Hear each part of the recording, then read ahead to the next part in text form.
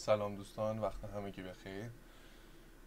امروز آموزش یه نرم افزار خیلی خوب تو حوزه کانورتور فیلم و صدا را داریم که حالا من چندین سالی خودم دارم باهاش کار میکنم. خیلی نرم افزار خوبی بوده، هم از نظر کیفیت خروجی که به ما تحویل میده، هم از نظر سرعت رندرگیری خیلی خوب بوده.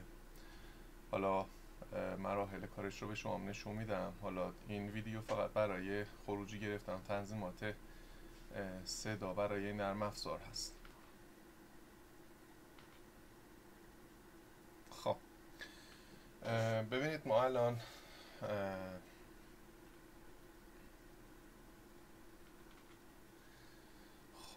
نرم افزار بخش های مختلفی داره. اول که من اسمش رو توی کپشن براتون میذارم که بتونید سرچ بکنید و دانلودش بکنید. یه بخشیه که این وسط، حالا شما میتونید فایل صوتیتون رو اضافه بکنید، اینجا میتونید پلی بکنید، حالا عقب و جلوش بکنید.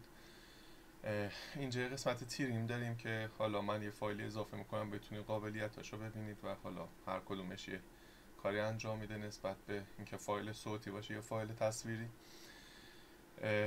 دیگه میتونید فرمت فایل صوتیتون رو اینجا میان توی جنرال آدیو و مثلا حالا یه فایل مثل MP3 پسوندی مثل MP3 که رایج هست رو انتخاب میکنید و حالا لوکیشنی که میخواین فایل براتون خروجی گرفته بشه با بروز مشخص میکنید. شما توی حالا MP3 که وارد میشه ستینگ ها میتونید بزنید و یه سری تنظیمات حالا اولیه داره که خب میتونید اصلا همینجا بدون اینکه تنظیمات خود صدا رو انجام بدین اینجا کیفیت و کوالیتی صداتون رو مشخص کنید که هم روی حجمش تاثیر میذاره و هم روی کیفیت صدا.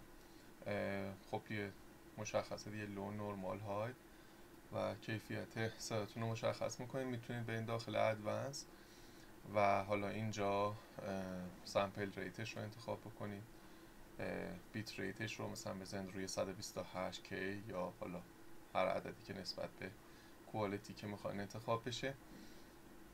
و این تنظیماتی برای خروجی صدا و تنظیم نهایتا هم که به صورت MP3 خروجی گرفته میشه. خب دوستان ببینید الان من یه فایل صوتی اضافه میکنم که حالا مشخص بشه قابلیت های نرم افزار تا حدی که نیاز شما هست.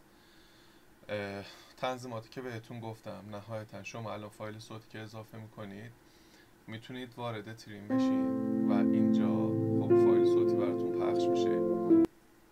میتونید یه قسمتی از اولش رو حذف بکنید، یه قسمتی از آخرش رو. این قسمتی که انتخاب شده میشه یه قسمتی که شما میخواین خروجی داشته باشین. خب استارت تایمش، اند تایم مشخصه که از چه ثانیه‌ای شروع میشه تا چه ثانیه‌ای هست.